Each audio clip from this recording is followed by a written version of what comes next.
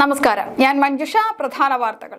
ഗുണ്ട ആക്രമണത്തിൽ ജീവൻ പൊലിഞ്ഞ പോലീസ് ഉദ്യോഗസ്ഥന് നാടിന്റെ വിട. ശ്യാമപ്രസാദിന്റെ സംസ്കാരം ഔദ്യോഗിക ബഹുമതികളോടെ നടന്നു. പ്രതി ജിബിൻ ജോർജ് റൌഡി ലിസ്റ്റിൽ ഉൾപ്പെട്ടയാളെന്ന് ജില്ലാ പോലീസ് മേധാവി എ ഷാഹുൽ ഹമീദ്. കറൻസി നോട്ടുകൾ നിരോധിക്കുന്നുവെന്ന വ്യാജ വാർത്ത പ്രചരിപ്പിച്ചതിന് മലയാളത്തിലെ പ്രമുഖ ദിനപത്രങ്ങൾക്ക് പ്രസ് കൗൺസിൽ ഓഫ് ഇന്ത്യയുടെ കാരണം കാണിക്കൽ നോട്ടീസ്. വ്യാജ വാർത്ത മാധ്യമ ധാർമ്മികതയുടെ ലംഘനമെന്നും പ്രസ് കൗൺസിൽ. ഭക്തസഹസ്രങ്ങളെ സാക്ഷി നിർത്തി പാമ്പാടി ചെറുവള്ളിക്കാവിലെ ബ്രഹ്മകലശം. ഒരാഴ്ചയിലധികം നീണ്ടുനിന്ന കലശ ചടങ്ങുകൾക്ക് സമാപനം. നെൽകർഷക സംരക്ഷണ സമിതിയുടെ സെക്രട്ടേറിയറ്റ് ഏകദിന നിരാഹാര സമരം വ്യാഴാഴ്ച. തടഞ്ഞുവെച്ച കേന്ദ്ര സംസ്ഥാന വിഹിതം നൽകണമെന്ന ആവശ്യം. വാർത്തകൾ വിശദമായി. ഏറ്റുമാനൂരിൽ കൊല്ലപ്പെട്ട ശ്യാം പ്രസാദിന്റെ സംസ്കാരം കുറുപ്പന്തറ മാഞ്ഞൂരിൽ നടന്നു. കോട്ടയം പോലീസ് പ്രസ് ക്ലബ്ബിൽ പൊതുദർശനത്തിന് വെച്ച മൃതദേഹത്തിൽ മന്ത്രി V N Vasavan, SP Shahul Hameed, സഹപ്രവർത്തകർ തുടങ്ങിയവർ അന്തിമോപചാരം അർപ്പിച്ചു.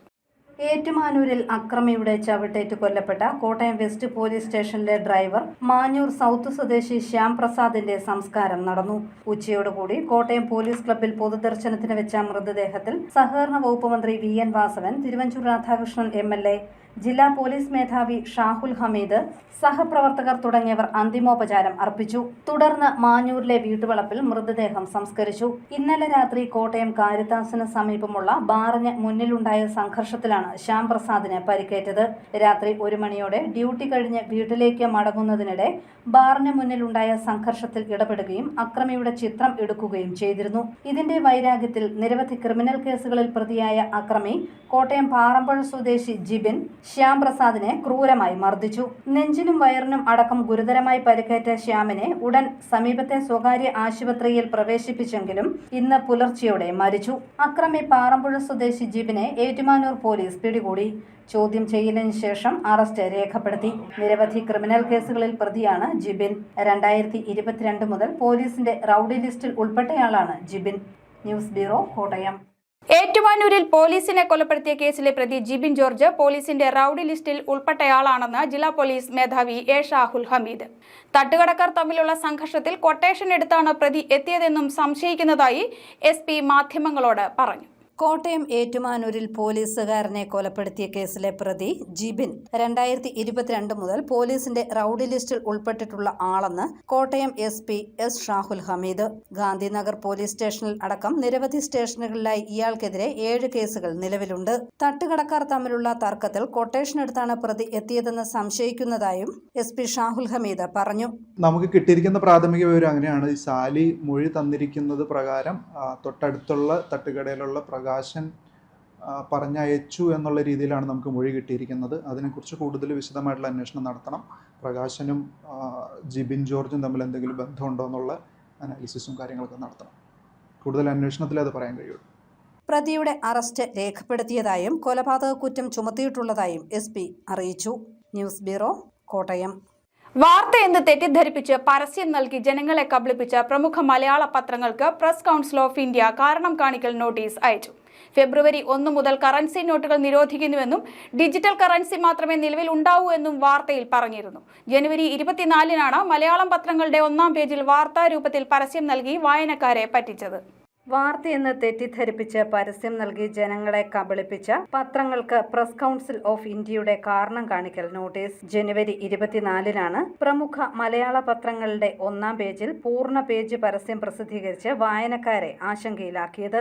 നോട്ടേ വിട, ഇനി ഡിജിറ്റൽ കറൻസി എന്നായിരുന്നു 1-ാം പേജിലെ പ്രധാന തലക്കെട്ട്. ഫെബ്രുവരി 1 മുതൽ കറൻസി നോട്ടില്ലെന്നും ഇനി ഡിജിറ്റൽ കറൻസി മാത്രമേ ഉണ്ടാകുകയുള്ളൂ എന്നും വാർത്തയിൽ പറഞ്ഞിരുന്നു. ഗോളാന്തര കിരീടം പങ്കിട്ട് ഭൂമിയും ചൊവ്വയും, റോബോ മന്ത്രി @1, ആഴക്കടൽ ഇനി ആൾക്കടൽ, അതിരില്ലാ ലോകം തടയില്ലാ ലോകം എന്നീ തലക്കെട്ടുകളിലൂടെയാണ് വാർത്തകൾ കടന്നുപോയത്. ജയൻ കർപ്പിത സർവകലാശാലയുടെ മാർക്കറ്റിംഗ് ഫീച്ചറിലാണ് നോട്ടേ വിട ഇനി ഡിജിറ്റൽ കറൻസി എന്നും മാറ്റത്തിന്റെ കാറ്റിൽ പറന്ന് പേപ്പർ കറൻസി എന്നുമൊക്കെയുള്ള തലക്കെട്ടിൽ വാർത്തകൾ പ്രസിദ്ധീകരിച്ചത്. ജനങ്ങളെ തെറ്റിദ്ധരിപ്പിക്കുകയും ആശങ്കയിലാക്കുകയും ചെയ്ത ഉള്ളടക്കം പ്രസിദ്ധീകരിച്ചത് മാധ്യമ ധാർമ്മികതയുടെ ലംഘനമാണെന്ന് പ്രസ് കൗൺസിൽ ഓഫ് ഇന്ത്യയുടെ നോട്ടീസിൽ വ്യക്തമാക്കുന്നു. 1978 പ്രസ് കൗൺസിൽ നിയമത്തിന്റെ 14-ാം ഉപവകുപ്പ് പ്രകാരമാണ് നോട്ടീസ്. നടപടി എടുക്കാതിരിക്കാൻ കാരണമുണ്ടെങ്കിൽ നോട്ടീസ് ലഭിച്ച് 2 ആഴ്ചയ്ക്കകം രേഖാമൂലം നൽകണമെന്നും പറയുന്നു. ജനുവരി 25-നാണ് നോട്ടീസ് അടിച്ചത്. പത്രങ്ങളുടെ നടപടി ചർച്ചയാകുകയും സമൂഹ മാധ്യമങ്ങളിലടക്കം രൂക്ഷ പ്രതികരണം ഉണ്ടാക്കുകയും ചെയ്തു. സംഭവം ശ്രദ്ധയിൽപ്പെട്ട പ്രസ് കൗൺസിൽ സ്വമേധയാ നടപടിയെടുക്കുകയായിരുന്നു. News bureau, Ponkunnam. പാമ്പാടി ചെറുവള്ളിക്കാവ് ശ്രീദേവി ക്ഷേത്രത്തിലെ പുനർനിർമ്മാണത്തോടനുബന്ധിച്ച് നടന്ന സമർപ്പണ ചടങ്ങുകൾ സമാപിച്ചു. ഞായറാഴ്ച നടന്ന ബ്രഹ്മകലശം കണ്ടുതൊഴാൻ ഭക്തസഹസ്രങ്ങൾ ക്ഷേത്രത്തിലെത്തി. നാടിന്റെ ഐശ്വര്യ ദേവതയായ പാമ്പാടി ചെറുവള്ളിക്കാവിലമ്മയുടെ തിരുസന്നിധിയിൽ 8 ദിവസമായി നടന്നുവന്ന ക്ഷേത്ര സമർപ്പണ കലശ ചടങ്ങുകൾ ഞായറാഴ്ച നടന്ന ബ്രഹ്മകലശത്തോടെ സമാപിച്ചു.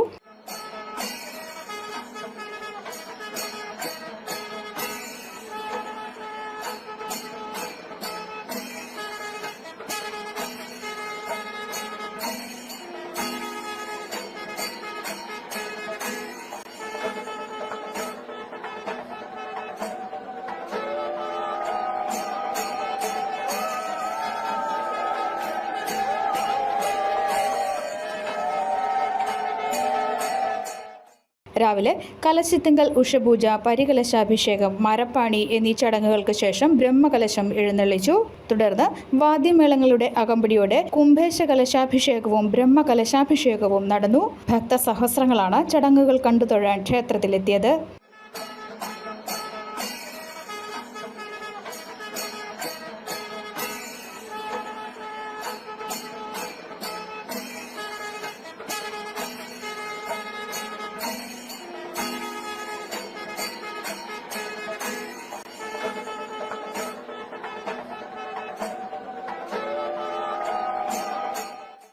രാഷ്ട്രത്തിന്റെ അഭിമാനമായ കേണൽ ഋഷി രാജലക്ഷ്മി, ISRO മുൻ ചെയർമാൻ ഡോക്ടർ S. സേതുനാഥ് എന്നിവർ ക്ഷേത്രത്തിലെത്തി ദേവീ ദർശനം നടത്തി.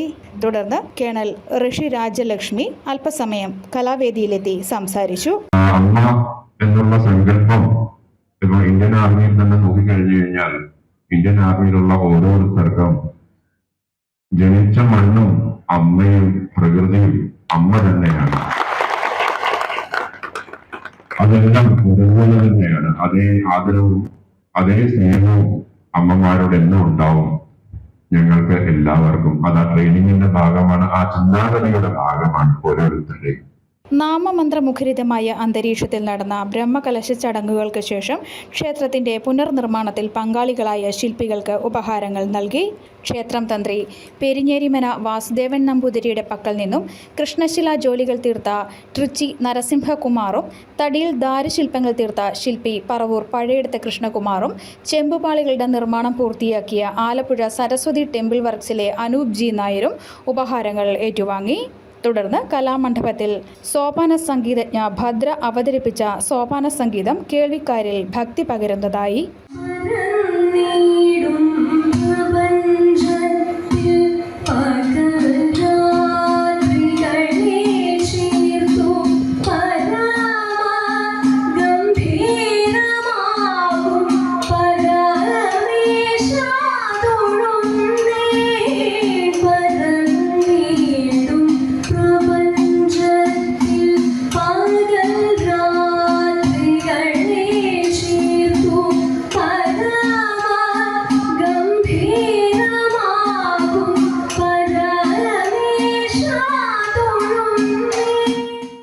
ഉച്ചയ്ക്ക് ശേഷം കലാമണ്ഡപത്തിൽ ISRO മുൻ ചെയർമാൻ ഡോക്ടർ S. സേതുനാഥ് പ്രഭാഷണം നടത്തി.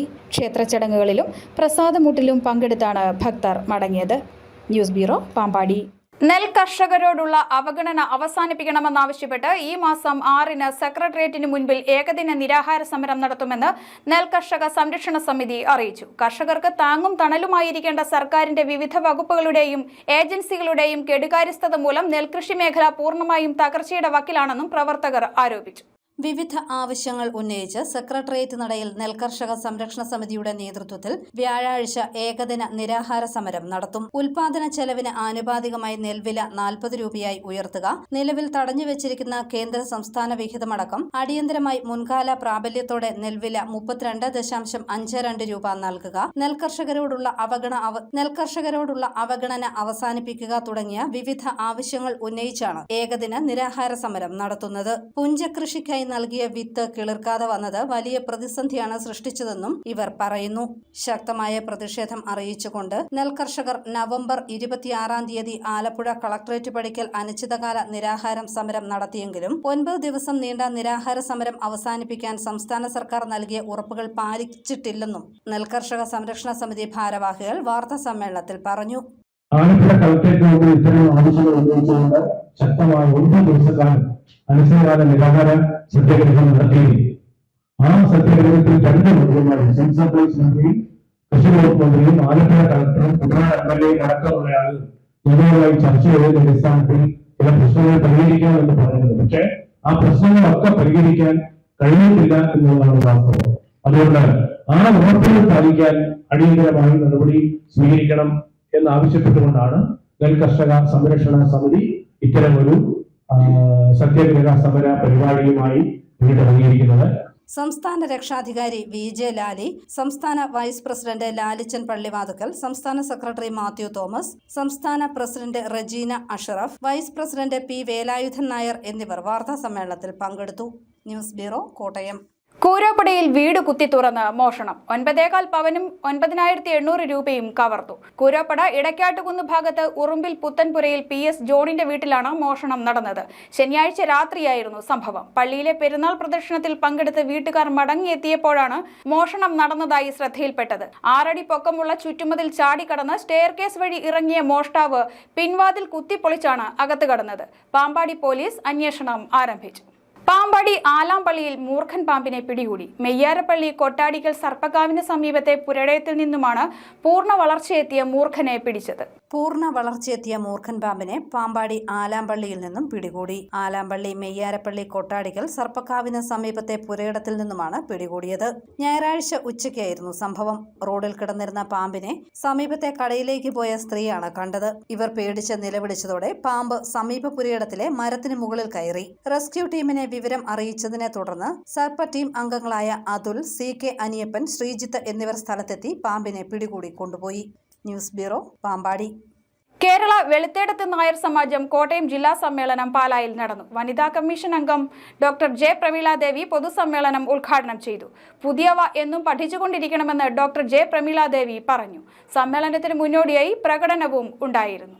വനിതകളുടെ സംഘബലം വിളംബരം ചെയ്ത് കേരള വെളുത്തേടത്ത് നായർ വനിതാ സമാജം കോട്ടയം ജില്ലാ സമ്മേളനം പാലായിൽ നടന്നു. സമ്മേളനത്തിന് മുന്നോടിയായി കൊട്ടാരമറ്റത്ത് നടന്ന പ്രകടനത്തിന് വാദ്യമേളങ്ങളുടെയും തെയ്യം ഉൾപ്പെടെയുള്ള നാടൻ കലാരൂപങ്ങളും ശോഭയേകി.